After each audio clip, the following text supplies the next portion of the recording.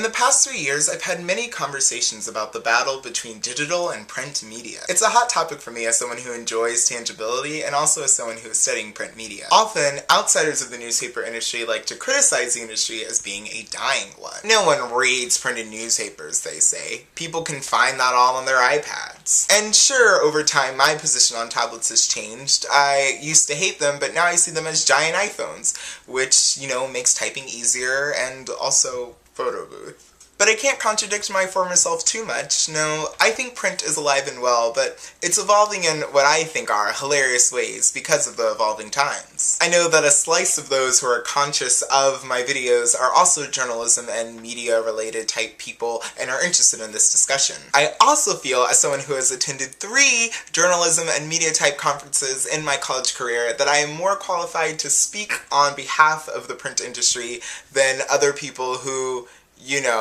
don't know anything about it. Despite what print's critics will tell you, print's not going anywhere. But I think we should all be aware of what it takes to land print or really any other type of media work experience. First, it's just always great to be proactive about the field that you're studying. I've been a part of my student newspaper since my freshman year, and now it's morphed into more of a media organization. While looking for print media jobs can be kind of terrifying, I don't believe that it's a completely rotten avocado. I mean to say that print organizations are looking for new hires all the time, but these may not be the kind of publications that are really appealing, and of course competition is high. For those of us now seniors who work at the newspaper with me, only one of us out of several has a print internship this summer. And even that's for a weekly publication that has a strong online daily presence. A number of my friends in the track have internships at broadcast and radio stations, and I myself will be working on graphic design and audio-video projects for the public library. However, I don't believe that our wanting to land experience in other areas demonstrates the death of the newspaper. I think it indicates an awareness that we are the future of print media and media as a whole,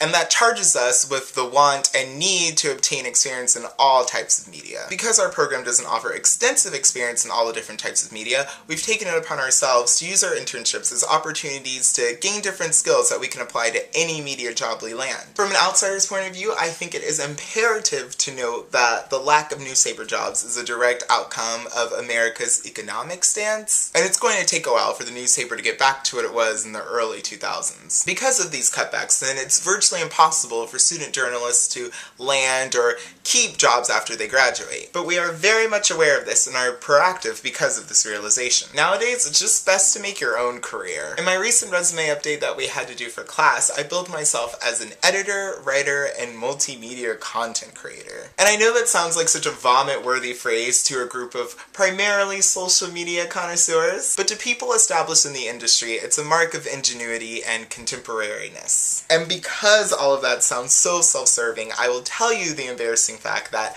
at the internship fair, my resume said I was a social media expert, which is more of a jerky phrase than multimedia content creator. But for those in the job hunt, or those who are wondering how budding journalists land jobs these days, journalismjobs.com and ed2010.com are great resources. In the meantime, though, I won't fret if I graduate and don't land that perfect job at a newspaper or magazine. I've gained an arsenal of skills studying in the print journalism track that I wouldn't have otherwise received, and I got to spend a lot of time with the love of my life, Adobe InDesign.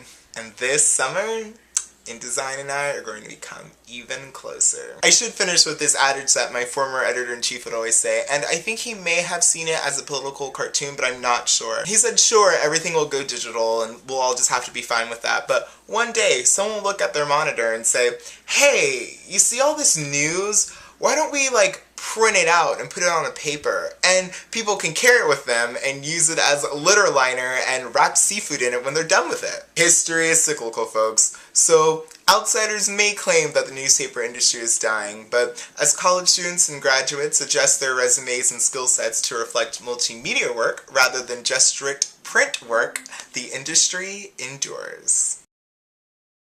And a while ago, the beautiful Margaret, Sarah, and Laura all tagged me in the YouTube survey du jour. I did make a video response to that survey, but I never uploaded it. I've uploaded it now as an unlisted video, and the link is in the description below.